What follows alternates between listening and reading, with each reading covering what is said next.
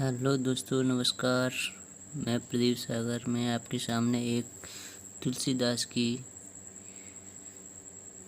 Video लेकर आया हूँ। इसमें तुलसीदास जी के दोहे हैं और इसमें दोहे अर्थ सहित आपको बताए जाएंगे। और इससे पहले मैंने आपको कबीरदास जी के दोहे में वीडियो डाल चुका हूँ। अगर उसको नहीं देखा हो तो आप उसे देख लीजिए। और किसी के अगर दोहे चाहिए तो वो दोहे मेरे को कमेंट बता दो, कौन सा दोहा चाहिए, उसका अर्थ सहित मैं बता दूँगा। और किस किस के दोहे चाहिए वो भी मेरे को कमेंट में बता देना। मैं उसको दोहे मैं आपको एक वीडियो बना दूँगा।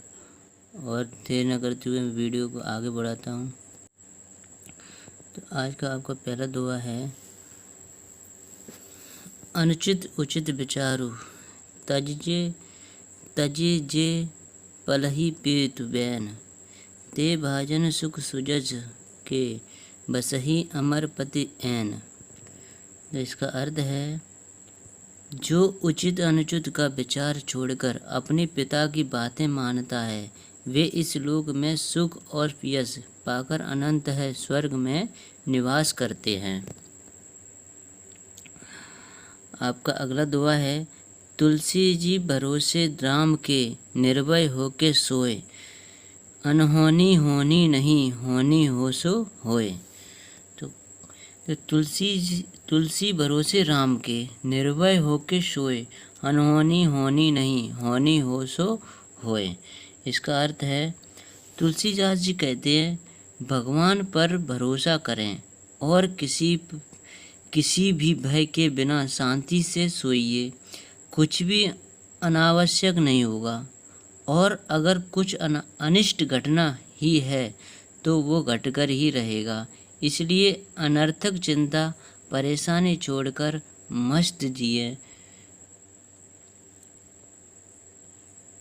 अगला दोहा है, तुलसी साथी विपत्ति के विद्या विनय विवेक, साहस सुकृति सुसत्य व्रत राम भरोसे एक।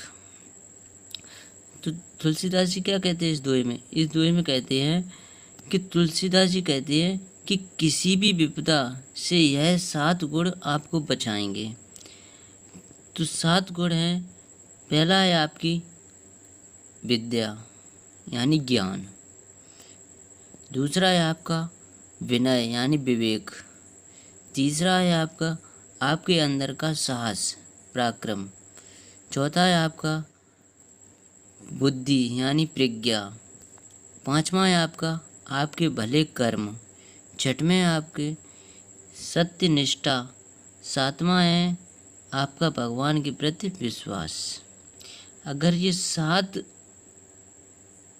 गुण आपके अंदर हैं तो आप किसी भी विपत्ति में फंसे होंगे तो तुरंत बाहर निकल आओगे। अगला दोहा है, दया धर्म का मूल है पाप मूल अभिमान, तुलसी दया न छोड़िए जब लग घट में प्राण। तो इस दोहे में तुलसीदास जी क्या कहते हैं? तुलसीदास जी कहते हैं कि दया करुणा धर्म का मूल है और घमंड सभी दुराचरण की जड़। इसलिए मनुष्य को हमेशा करुणामय रहना चाहिए और दया का दामन कभी नहीं छोड़ना चाहिए। अगला दोहा है, आवत ही हर्षे नहीं नैनन नहीं सने, तुलसी तहाँ न जाइए कंचन बरसे मेघ। तो क्या कहते हैं तुलसीदास जी इस दोहे में? कहते हैं कि जिस समूह में शिरकत होने से वहाँ के लोग आपसे खुश नहीं होते और वहाँ लोगों की नज़रों में आपके लिए प्रेम या स्नेह नहीं है, तो ऐसे स्थान या समूह में हमें कभी शिरकत नहीं करना चाहिए, भले ही वहाँ स्वर्ण बरस रहा हो। तो इसका मतलब क्या हुआ? जिस समूह में शिरकत यानी जहाँ पे हमारी कोई इज्जत ना हो, जहाँ पे हमें कोई देखकर खुश नहीं होता हो, तो वहाँ पे हमें कभी जाना नहीं चाहिए। जहाँ पे हमारे लिए कहीं प्रेम ना हो, स्नेह ना हो, तो वहाँ पे हमें कभी उस स्थान पे कभी जाना नहीं चाहिए। चाहे वहाँ पे भले ही स्वर्ण यानी सोने की वर्षा क्यों ना हो रही हो। अगला दुआ है, मुखिया मुख सो चाहिए, खान पान कहूँ एक, पालही पोसई सकल, अंग तुलसी सहित विवेक। तो ये दुआ समझो अच्छी तरह, बड़ा अच्छा दुआ है। देखो, मुखिया मुँह के समान होना चाहिए। मुखिया कैसा होना चाहिए? मुँह के समान होना चाहिए, जो खाने पीने में अकेला है। मुख होता है जो खाने पीने में अकेला है, पर विवेक पूर्वक शरीर के सभी अंगों का पालन पोषण करता है। जैसे घर का एक मुखिया होता है, वो सभी का पालन पोषण करता है, उसी तरीके से हमारा एक मुंह होता है, वो पालन पोषण हमारे पूरे शरीर का करता है। तो ऐसा ही मुखिया होना चाहिए, मुंह के समान। अगला दुआ है, काम क्रोध मद लोभ सब, नाथ नरक के पंथ, सब परि हरि, रघुवीर रहे, बजहूँ बजही जेहि संत। तो इसका अर्थ है, काम क्रोध घमंड लोभ सब नरक के रास्ते हैं। काम क्रोध और घमंड और लोभ सब नरक के रास्ते हैं। इन्हें छोड़कर ईश्वर की प्रार्थना करें, जैसा संत लोग सर्वदा करते हैं।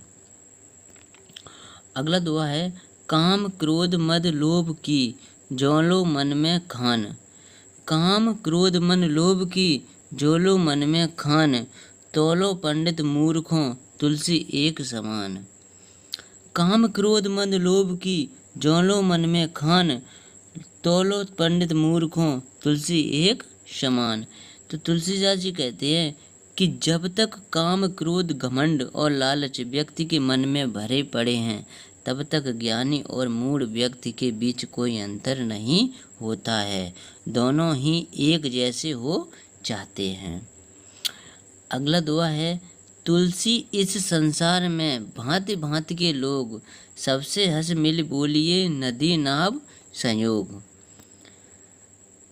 तो इसका अर्थ है, तुलसीदास जी कहते हैं, इस जगत में भांति भांति के कई प्रकार के प्राकृतिक के लोग हैं।